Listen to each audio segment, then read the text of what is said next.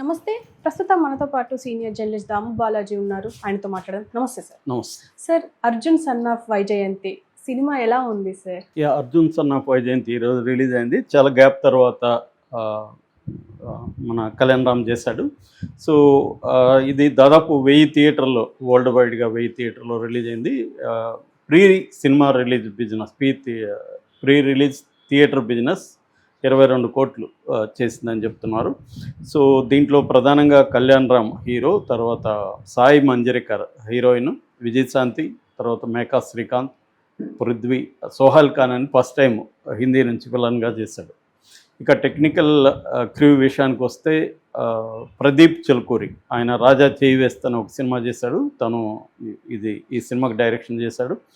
దాని తర్వాత Ashok creations and NTR arts ఇద్దరు సంయుక్తంగా దీన్ని ప్రొడ్యూస్ చేశారు. తర్వాత మన కాంతారా ఫేమ్ అజనీష్ లోకనాథ్ మ్యూజిక్ చేశాడు. రామ్ ప్రసాద్, ఆయన మన పాపులర్ తెలుగు కెమెరామెన్, ఆయన కెమెరా చేశాడు. సో బేసిక్గా స్టోరీ విషయానికి వస్తే ఇది తల్లి కొడుకుల మధ్య ఘర్షణకు సంబంధించిన సినిమా. కాన్ఫ్లిక్ట్ అంతా కూడా తల్లి కొడుకుల మధ్య ఉంటుంది.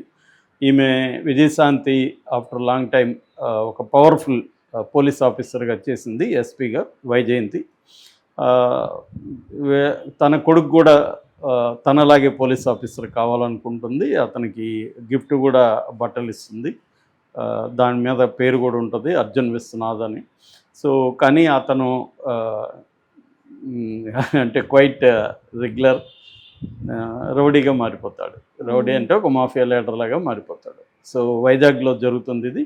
సో అక్కడ ఒక మాఫియా గ్యాంగ్తో ఈమె ఢీకొంటుంది. ఇతను ఈమెకు తెలియకుండా ఆ మాఫియా గ్యాంగ్తో ఇతను ఢీకొంటుంటాడు. ఫైనల్గా ఇతను ఒక వైజాగ్ని తన గుప్పెట్లో పెట్టుకునే స్థాయికి ఇతను వెళ్ళిపోతాడు. ఆ సమయంలో శ్రీకాంత్ కమిషనర్గా వస్తాడు. సో శ్రీకాంత్కి అర్థమవుతుంది, అప్పటికి ఈమె రిటైర్డ్ అయి ఉంటుంది. సో ఒక మాజీ ఐపీఎస్ ఆఫీసర్ కొడుకే ఇతను అనేది అతనికి తెలుస్తుంది. దీని తర్వాత ఒక ప్రీ ఇంటర్వెల్లో ఒక ట్విస్ట్ ఉంది. ఆ ట్విస్ట్ ఏందనేది మనం చెప్తే ఇది అవుతుంది కాబట్టి చెప్పట్లేదు. ఏదేమైనా బేసిక్గా తల్లి కొడుకుల మధ్య ఘర్షణకి సంబంధించిన సినిమా ఇది. అంటే కర్తవ్యానికి కన్నతీపికి అనే పాట ఉంది కదా, అలాంటి ఒక పాట కూడా దీంట్లో కూడా వేసుకోవచ్చు. అలాంటి ఒక ఇది పాత థీమ్ యాక్చువల్గా చాలా సినిమాల్లో వచ్చింది. నిజానికి ఇది మనకి భాష కానీ, అంతకుముందు పరిందా కానీ, ఇవన్నీ కూడా దాంట్లో ఏంటంటే బ్రదర్ అండ్ బ్రదర్స్ మధ్య పరిందాలో అది పరిందా కూడా ఎక్కడి నుంచి వచ్చిందంటే హాంకాంగ్ సినిమా ఏ బెటర్ టుమారో నుంచి వచ్చింది. సో అన్న తమ్ముడు పోలీస్ ఆఫీసరు, అన్న గ్యాంగ్ లీడరు. సో అక్కడ నుంచి అది మనకి ఒక రెగ్యులర్ కమర్షియల్ హిట్ ఫార్ములా అనమాట. దాన్ని తండ్రికి పెట్టుకోవచ్చు, ఎవరికైనా పెట్టుకోవచ్చు, తల్లికి పెట్టుకోవచ్చు, మార్చవచ్చు, అంతే. Formula same.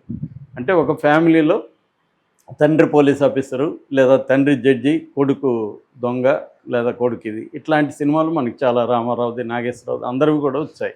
Black and white నుంచి ఉంది. సేమ్ థీమ్ని వీళ్ళు కూడా ఎంచుకున్నారు. అంటే మనకి ఇదేమన్నా చెప్తే కథలు ఎక్కడి నుంచి వస్తాయి సార్ అని అడిగితే కరెక్టే. కథలు, పాత కథలనే మళ్ళీ తీసుకొని మనం వండుతుంటాం, కాంటెంపరీ చేసి. సో ఇది బేసిక్గా కథ. అయితే దీన్ని ఎలా ఉంది అంటే, కథ పాతదైనా కూడా చాలాసార్లు ఏంటంటే స్క్రీన్ ప్లే ద్వారా కొత్తగా చెప్పడం ద్వారా, రెండోది కాంటెంపరీగా కనెక్ట్ చేయాలి. ఎప్పుడు సినిమా అనేది కమర్షియల్ సినిమా లేదా పాపులర్ సినిమా ఏం చేస్తుందంటే కాంటెంపరీ రియాలిటీని రిఫ్లెక్ట్ చేస్తుంది. అంటే మరి మిర్రరింగ్ అంటారు, మిర్రరింగ్ కాదు. రిఫ్లెక్ట్ చేయడం వేరు, మిర్రరింగ్ వేరు. రిఫ్లెక్ట్ అంటే దాన్ని వ్యాఖ్యానిస్తుంది, డిఫైన్ చేస్తుంది, ఇంటర్ప్రెట్ చేస్తుంది. సో మిర్రరింగ్ అంటే యాజ్ ఇట్ ఈజ్గా చూపించడం. సో అందువల్ల సినిమాకు ఉండే గొప్ప విషయాల్లో ఒకటి ఏంటంటే, మిగతా అన్ని ఫార్మ్స్ ఆఫ్ ఆర్ట్ కంటే కూడా సినిమా మన సమకాలీన సిచ్యువేషన్ని ఇమీడియట్గా పట్టుకోగలుగుతుంది, ఆ రియాలిటీని. సో అందుకని పాత కథ అయినా కూడా దీన్ని ఇవాళ కాంటెక్స్ట్లో ఎలా తీశారనేది వెరీ ఇంపార్టెంట్. సో ఆ యాంగిల్లో డైరెక్టర్ కొంత సక్సెస్ అయ్యాడు, కొంత ఫెయిల్ అయినట్టుగా మనకు కనబడుతుంది. ముఖ్యంగా ఫస్ట్ హాఫ్లో వీళ్ళిద్దరి మధ్య, తల్లి కొడుకుల మధ్య ఉన్న సీన్స్ కానీ, యాక్షన్ సీక్వెన్సెస్ చాలా బాగా చేశారు. ఇవన్నీ కూడా బాగుంది. స్క్రీన్ ప్లే ఫస్ట్ హాఫ్లో ఇంట్రెస్టింగ్ అనేది తీసుకెళ్లారు. ఇంటర్వెల్ తర్వాత పోస్ట్ ఇంటర్వెల్ యాక్షన్ సీక్వెన్స్ కూడా వండర్ఫుల్గా చేశారు. ఇంట్రడక్షన్ సాంగ్ కూడా పర్వాలేదు విజువల్గా, అంటే వినడానికి ఏం లేదు కానీ విజువల్గా బాగానే ఉంది. అయితే సెకండ్ హాఫ్లోనే డైరెక్టర్ ఫెయిల్ కనబడుతుంది. అంటే ఎప్పుడు కూడా మన కమర్షియల్ డైరెక్టర్లకి అందరికి కూడా ఉండే గండం సెకండ్ హాఫ్. ఎందుకంటే ఫస్ట్ హాఫ్లో పెద్దగా కథల ఉండదు కాబట్టి, మామూలు రొటీన్ ఇండియన్ సినిమాల ఫార్మేట్ ఏంటంటే ఒక హీరో ఇంట్రడక్షను, ఒక ఫైటు, ఒక సాంగు, ఒక రొమాన్సు, ఇట్లా సరదాగా నడిచిపోతుంది. ఇంటర్వల్కి ముందు ఒక బ్యాంగ్, ఒక యాక్షన్ సీక్వెన్స్, ఇంటర్వల్ బ్యాంగు. అంటే ఇంటర్వల్కి ముందు ఒక 10 నిమిషాలకు ముందు కథని స్టార్ట్ చేసి ఇంటర్వల్లో ఒక బ్యాంగ్ ఇచ్చి అసలు కథ అంతా సెకండ్ హాఫ్లో పెట్టుకుంటారు. This is the formula. So ఈ ఫార్ములాలో ఫస్ట్ హాఫ్ మనం కూడా ఆడియన్స్కి కూడా ఇంకా మనకి మన అదేమంటారు మన ఓపిక ఇవన్నీ నశించి ఉండవు కాబట్టి సరదాగా చూస్తాం. సెకండ్ హాఫ్లోనే మనల్ని ఎంగేజ్ చేయగలరు. ఎందుకంటే ఇంటర్వల్ పాయింట్కి ఒక హుక్ వచ్చి ఉంటుంది, ఒక బ్యాంగ్ వచ్చి ఉంటుంది, సెకండ్ హాఫ్ ఎలా జరుగుతుందని ఒక హై మనకి ఇస్తారు. మనం అప్పటికి కొద్దిగా సగం అలసిపోయి ఉంటాము. అప్పుడు ఉండడమే కరెక్ట్, దాని ఏమంటారు ఛాలెంజింగ్ విషయం. అక్కడ ఇతను ఫెయిల్ అయ్యాడు డైరెక్టర్. సెకండ్ హాఫ్ పరమ రొటీన్గా ఉంది, ఎక్స్పెక్టెడ్గా ఉంది, ఎక్కడ మనకి హైస్ లేవు. లాస్ట్ 15 మినిట్స్లో కొద్దిగా పర్లేదు, అక్కడక్కడ పర్లేదు. వీళ్ళకి అందుకనే క్లైమాక్స్ నమ్ముకొనే ఈ సినిమా తీసినట్టు. అందుకే మనకు పోకిరి గుర్తొస్తుంది దీంట్లో. తర్వాత మన ఇతను ఎవరు జనతా గ్యారేజ్ గుర్తొస్తుంది. అంటే అనేక సినిమాల్ని కలిపి ఉండడం అనేది మన తెలుగు వాళ్ళకి లేకపోతే ఇండియన్ సినిమాకి అలవాటే. ఒక 10 సినిమాలు కమర్షియల్ సినిమాలు చూసి కలపడం. కొంతమంది హాలీవుడ్ని, మన రాజమౌళి లాంటి వాళ్ళు హాలీవుడ్ని కలిపితే పూరి లాంటి వాళ్ళు ఎందుకు సార్ అంత దూరం ఇక్కడే కలుపుదామని కలుపుతుంటారు పులిహోర. అలాంటి ఒక పులిహోర సినిమా అనేది నో డౌట్. బట్ దీంట్లో కూడా హైలైట్స్ చెప్పుకోవాలంటే పర్ఫార్మెన్సెస్ ఇద్దరిది కూడా. విజయశాంతి ఒక పవర్ఫుల్ పర్ఫార్మెన్స్ ఇచ్చింది చాలా కాలం తర్వాత. ఆమె ఇటు తల్లిగా ఘర్షణ పడ్డం కానీ, ఇటు సిన్సియర్ పోలీస్ ఆఫీసర్గా ఒక గ్యాంగ్స్టర్ని లేకపోతే మాఫియాని ఎదుర్కొనే క్రమంలో తన కొడుకే అటువైపు ఉన్నాడు, ఒక ఇల్లీగల్గా ఉన్నాడు, లాని తన చేతిలోకి తీసుకున్నాడు అన్న ఒక యాంగిల్లో ఆమె పడే ఘర్షణ కావచ్చు, అదంతా కూడా బాగుంది. దానికి క్వైట్ ఆపోజిట్గా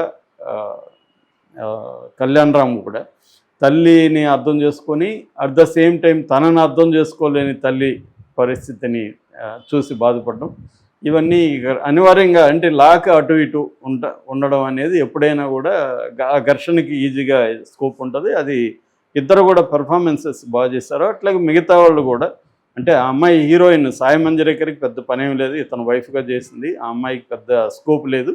శ్రీకాంత్ ఉన్నంత వరకు బాగా చేస్తాడు, అట్లాగే బబ్లు పృథ్వీ బాగా చేస్తాడు. ఇక్కడ ప్రధానమైన లోపం ఏంటంటే ఈ సినిమాలో, యాక్షన్ సినిమాల్లో ఎప్పుడైనా కూడా విలన్ స్ట్రాంగ్గా ఉండాలి. విలన్ స్ట్రాంగ్గా ఉంటేనే దాంట్లో పెప్పు వస్తుంది మనకి. వీక్ విలన్ని కొట్టడంలో ఏముంటుంది? అందుకని మీరు హాలీవుడ్ హిట్ అయిన యాక్షన్ సినిమాలు అంతా చూడండి, విలన్ స్ట్రాంగ్గా ఉంటాడు. హీరో విలన్ని ఆపకపోతే ప్రపంచం నాశనం అయిపోవడం, లేకపోతే గ్రహాలు మునిగిపోవడం, లేకపోతే ఇంకోటో జరుగుతుంది. అందువల్ల హీరో పని ఏంటంటే విలన్ ఆపడమే హీరో పని హాలీవుడ్ సినిమాల్లో. ఆ విలన్ మనిషిగా ఉండొచ్చు, లేదా ఒక డైనోసార్ ఉండొచ్చు, ఇంకోటి ఉండొచ్చు. ఏదేమైనా స్ట్రాంగ్ యాంటాగనిస్ట్ అంటారు, స్ట్రాంగ్ యాంటాగనిస్ట్ ఉండాలి. ఆ స్ట్రాంగ్ యాంటాగనిస్ట్ని సర్టన్ టైం పీరియడ్ లోపల హీరో ఆపాలి. That is the basic line of Hollywood action సినిమాలు. ఇక్కడ అది ఫెయిల్ అయినారు వీళ్ళు. ఆ విలన్ని స్ట్రాంగ్గా పెట్టడంలో, ఆ క్యారెక్టరైజేషన్ స్ట్రాంగ్గా చేయడంలో ఫెయిల్ అయ్యారు.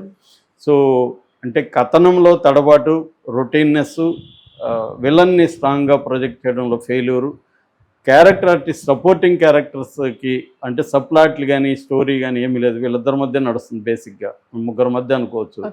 సో అది ఫెయిల్యూర్ కనపడుతుంది. అట్లాగే యాక్షన్ సినిమాల్లో మామూలుగానే మనకి రొటీన్ ఫార్ములా ఏంటంటే యాక్షన్ అండ్ ఫ్యామిలీ డ్రామా, ఇది రొటీన్గా అనేక హిట్లైన సినిమాలు కొన్ని వందలు మనకి చెప్పచ్చు. ఇది కూడా అదే ఫార్మేట్లో తీసుకున్నారు, తప్పేం లేదు. కానీ ఫ్యామిలీది రొటీన్గా ఉంది, యాక్షన్ది రొటీన్గా ఉంది. ఈ రెండు ఏదో ఒక కొత్తదనం ఉండాలి, అది లోపించింది. సో అందువల్ల ఇది మంచి సినిమా కాబోయి ఆగిపోయినట్టుగా మనం చెప్పుకోవచ్చు. ప్రధానంగా మైనస్లు చెప్పుకోవాలంటే సాంగ్స్ ఏమి లేవు, సాంగ్స్ మైనస్. బ్యాక్గ్రౌండ్ స్కోరు ఈ లోకనాథ్ కొన్ని చోట్ల బాగా, కాంతారాలో ఆయన ఫేమ్ ఉంది కాబట్టి పెట్టుకున్నట్టున్నారు, కానీ ఆయన ఇప్పటివరకు సాంగ్స్లో ప్రూవ్ చేసుకోలేదు గట్టిగా. బ్యాక్గ్రౌండ్లో చాలా చోట్ల బ్యాక్గ్రౌండ్ లేకపోతే ఫ్లాట్గా ఉండేది